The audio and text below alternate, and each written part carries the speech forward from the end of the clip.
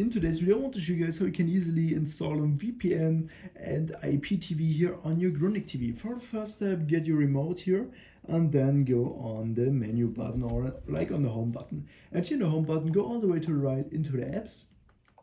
And then we can go down and here we can search for apps and games. Sometimes you have to go like on the Google Play Store, and there we can also search.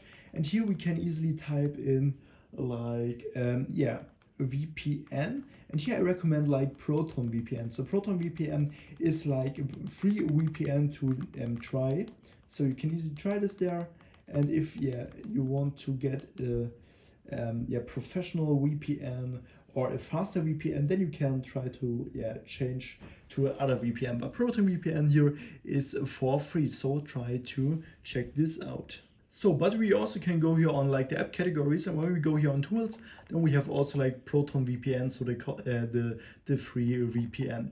So, and if you want to get IPTV, then you can go on video players and editors, and here we have like Smartest Pro, VPN, which is nice, or like here the TV Mate VPN, which is also nice.